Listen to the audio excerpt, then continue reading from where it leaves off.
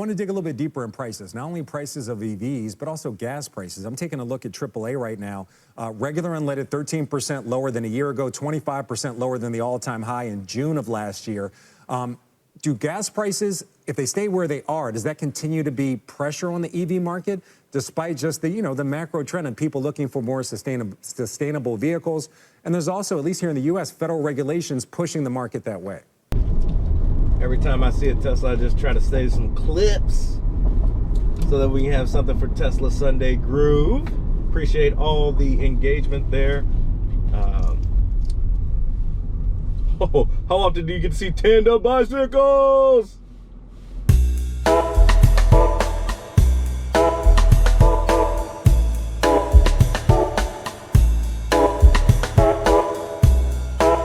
All that and more, so let's get to it. Tesla stock finished up on Friday, up 4.25%, making it a positive week at 3.25%. Going back a whole calendar year, however, Tesla stock still down 5%. In the short term, there's no telling which way the stock will go, but over the course of time, there is no doubt that the stock market will realize that Tesla is the most valuable company on the planet. $1 million question is, when? The near-term headwinds that we have Ford saying they're going to cut back on production, and even Elon Musk saying Tesla will do the same in the near term. Yeah, the challenge here is price, really. One of the things that really kind of shook investors in Tesla was the suggestion by Elon Musk that maybe price cuts aren't done this year. That he wasn't committing to this idea that he wasn't going to cut any more prices, and really that's kind of gets at the overall issue in the industry is electric cars are just more pricey than gas cars, and what will customers pay for? And so we've seen a little bit of a price war. And when we look at Ford's results, and you see that they're losing $40,000 on the sale of the Mach-E, each Mach-E, that's kind of something that shakes investors. It shakes the companies, the C-suite, and it is worrisome if you're going to have an electric future. Holy balls. Is it just me, or is there a lot of misinformation coming out of that guy? First and foremost, Tesla isn't reducing their production. They're retooling factories so that they can get Project Highland out. This guy's got a lot of gall painting Tesla with the same paintbrush as Ford. Need I remind you, this is the same company that had record deliveries and record production last quarter, and unless I miss my guess, in Q3 we'll have record deliveries and record production on top of that as well. Not to mention, when Ford talks about price cuts, it's because they might have a demand issue. When Tesla talks price cuts, it's about affordability and total addressable market. When you're selling more vehicles than you ever have before, making your cars more affordable so that more people can own them is only a benefit to your company. Two totally different problems between Ford and Tesla. It's insane painting them with the same brush, but whatever. I mean, it's certainly not sustainable to continue to see losses when you sell a vehicle. I want to dig a little bit deeper in prices, not only prices of EVs, but also gas prices. I'm taking a look at AAA right now. Regular unleaded 13% lower than a year ago, 25% lower than the all-time high in June of last year. Do gas prices, if they stay where they are, does that continue to be pressure on the EV market, despite just the, the macro trend and people looking for more sustainable vehicles? And there's also, at least here in the U.S., federal regulations pushing the market that way. Yeah, it's interesting. Years ago when the auto industry was thinking about electric vehicles, it thought it needed to compete against gas prices, and that's why they really struggled with bringing out a kind of an affordable electric vehicle that really could kind of compete in that area. What the breakthrough that Tesla had was sell an electric vehicle that was so cool, that was so sexy, that it wasn't about price. It was about performance or something else. And that was kind of the winning model for them. As the industry tries to move forward to get more people into electric vehicles, the challenge with price is going to be the issue there. Just because a person is looking at it as maybe their daily driver, and they're weighing all of these things: range, how far they can go on a charge, the cost of ownership. These are kind of the major levers that are being pulled. Well, what do you know? Some pretty smart comments coming there from Mr. Higgins. Well, I guess a broken clock's right twice a day. Look, I don't care how sexy or how cool that you make your electric vehicle, although Tesla's vehicles are pretty damn sexy. Bottom line is, if the customer can't afford it, the customer can't have it. How big of a car payment is the average American willing to pay for? And with these god-awful interest rates, it's pretty high. Since the unprecedented rate hikes, car sales haven't diminished, and I doubt many of those sales were paid up front in cash. In fact, I'd wager that a vast majority of those sales included 10% or higher interest loans. And that's if you got pretty decent credit. A gross side effect of having high interest rates is that the monthly payment for new cars is just going to be inflated. And when the consumer sits down and is like, what's my monthly bill gonna look like? I'm gonna tell you right now, that interest rate ain't changing. So to lower the price of the consumer's monthly bill, the car manufacturer is going to have to lower their price or have their car sit on the lot. It's simple math. The biggest players, Ford and Tesla, and some of their plans to cut back production, but we're also seeing increased competition. Our Phil LeBeau came on. I was a bit shocked. He said the Rivian R1T, that's the best-selling electric pickup in the U.S. Are some of these upstarts, are they starting to pull some of the market share away from the OEMs? Those are very interesting products out there and bringing excitement into the market, but also making it making it more competitive for those established players. Ford just is not the king of pickups when it comes to the EV market. And not to say that their offering isn't appealing to people, but there is huge competition, and it's only going to get harder later this year as Tesla brings out its Cybertruck, which is going to kind of probably appeal to a different kind of subset of buyers of pickup, but nevertheless, in the electric space, add a lot of spark and competition. Initially, it won't appeal to the vast majority initially, but to individuals that already have an electric vehicle, this thing is going to blow the lid off of what you think an electric vehicle can and should do. And once people start seeing the capabilities of this monstrosity, it's game, set, match, folks. Now it's a light news day. Instead of hunting for random interviews or obscure nonsense from the finance media, I decided to take CHEWBACCA out to get some fresh air and give Tesla some more data points when it comes to their full self-driving. Figured I'd bring you guys along too.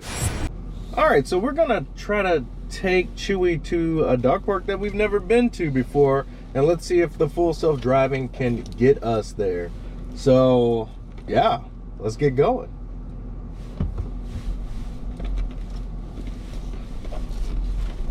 On slow news days, I will try to do something unique.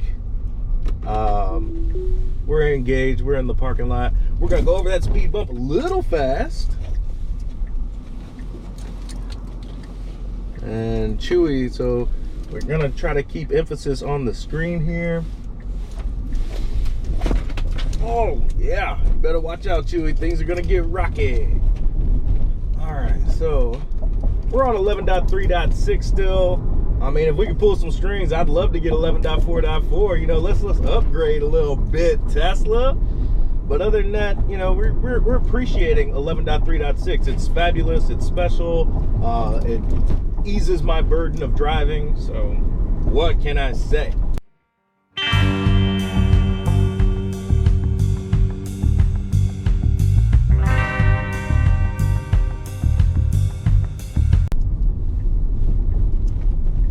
Ooh-wee. That's crazy.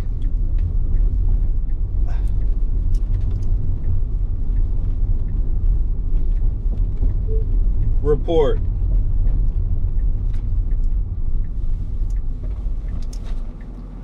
All right, as you can see, it's not all wonderful. We got to get the miles in. We got to get it acclimated. Not sure how many full self-driving users are in the Houston area, but we're definitely going to do our fair share of implementing this data.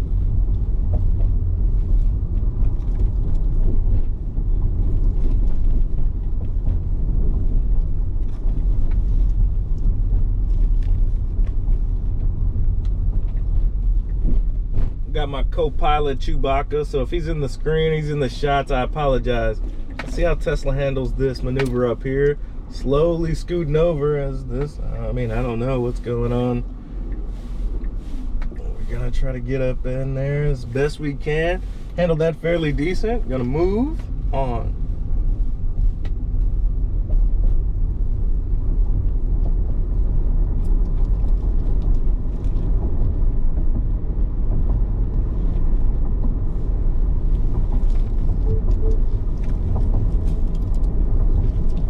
Every time I see a Tesla, I just try to save some clips so that we can have something for Tesla Sunday Groove. Appreciate all the engagement there. Oh, how often do you get to see tandem bicycles?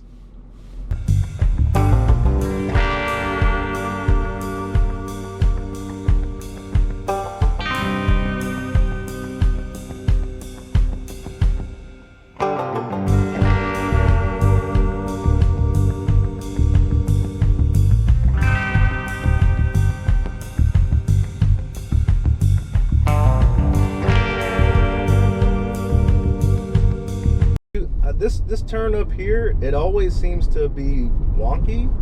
Hopefully we get some improvement in the next version to this software. Actually pretty good right here. It's got Chewy toss it and turn it over there. Take a seat, buddy. Take a seat.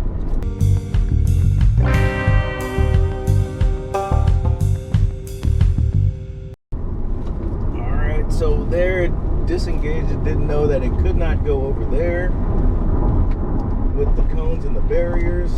We're going to re-engage here in a second. Still some problems with the toll roads, especially after COVID, since most of those are down. But I'm curious to see how it'll handle tolls from here on out.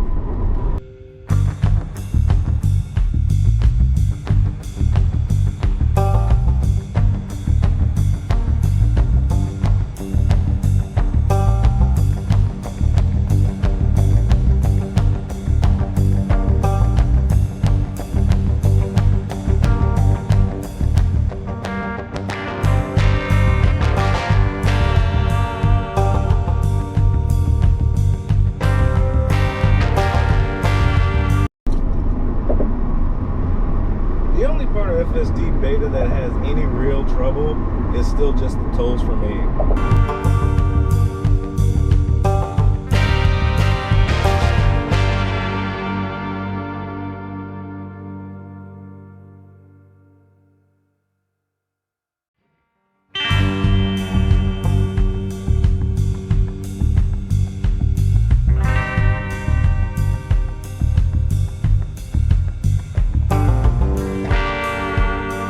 Boring on the freeway, but I think that's what we want.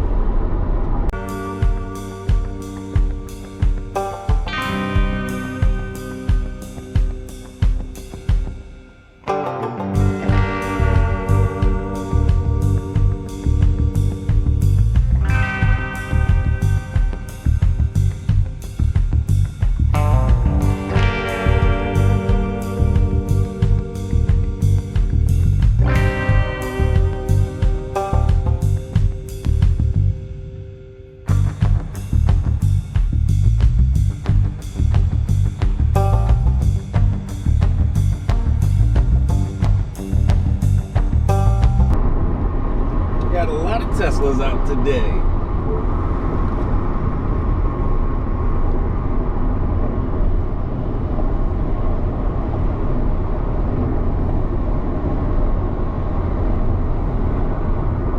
You excited, Chew?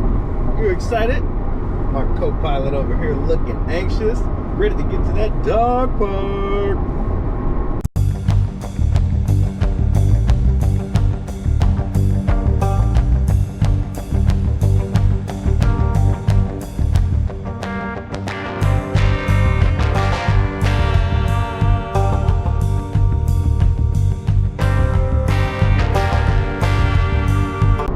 Talking about the city streets, we had that one mishap where on that residential street it was behaving erratically.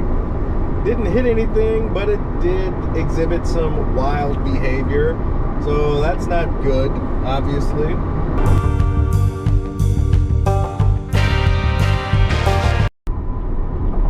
When we got onto the freeway, the full self-driving beta didn't understand where to go with the toll, despite the blockages.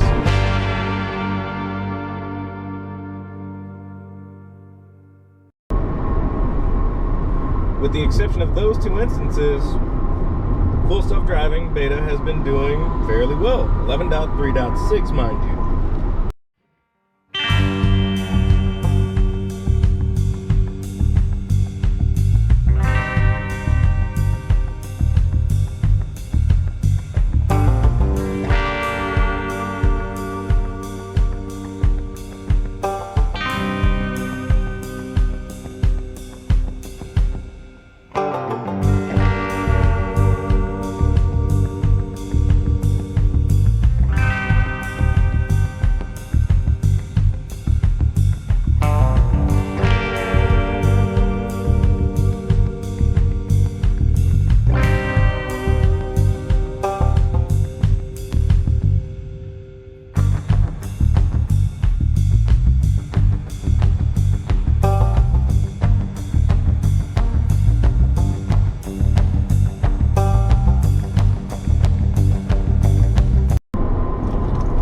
until you experience full self-drive, you have no idea how easy this is. The weight off your mind when it comes to driving. I'm making sure it doesn't do anything stupid. But as you can tell, it's been a pretty uneventful drive here on the freeway.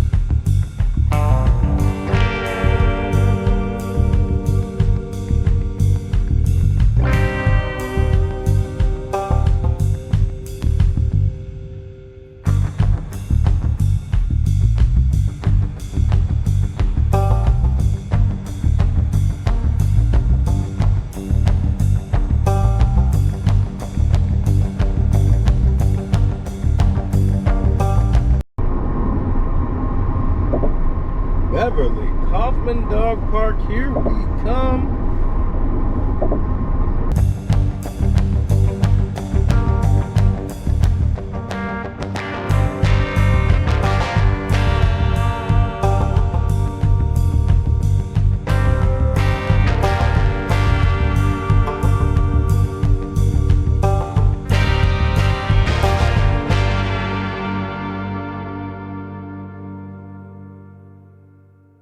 So we're finna exit West Road. Let's see how we handle this.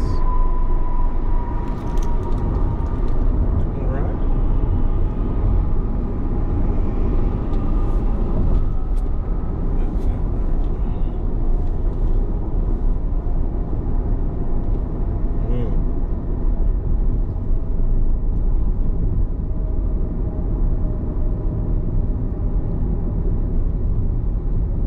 Interesting.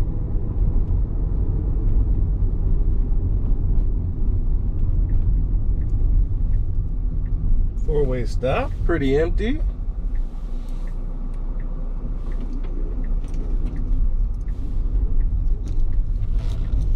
Whee! Oh, that's good at the side. It did all right. It did all right. All right, getting over. All right. Oh, a little jerkiness, but it got there.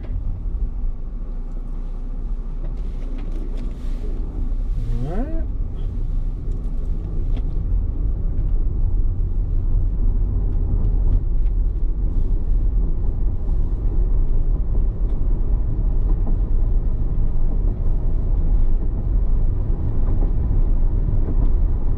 I imagine the Tesla doesn't get a whole lot of miles driven out here. All right, it powers through the covered up stop signs, liking it, loving it.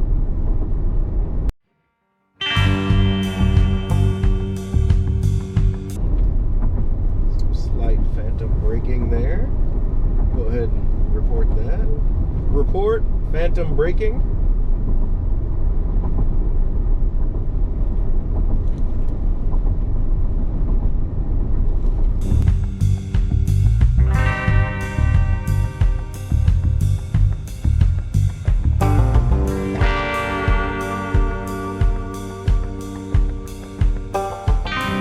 Unless I miss my guess, this might be the first dog park that you've ever been to, Chewy, not the new dog park. I've just never known it to be called Beverly Kaufman Dog Park. Maybe I just haven't been paying attention. What do you think? Well, let's see if this is the dog park that we always go to anyway.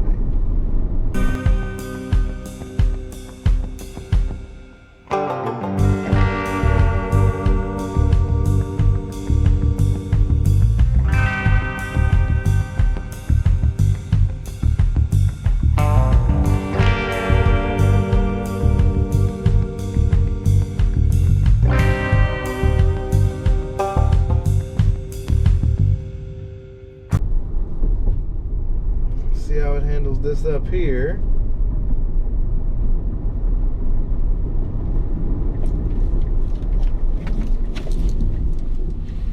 It doesn't handle it very well at all.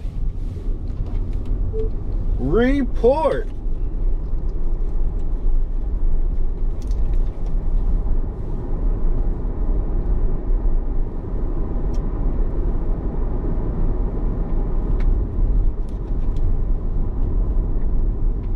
Well, this is where we want to be.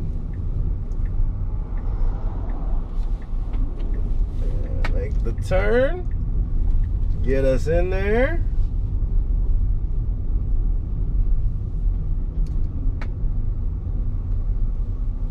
And we've arrived. Congratulations, Chewbacca. You got to the dog park without being killed.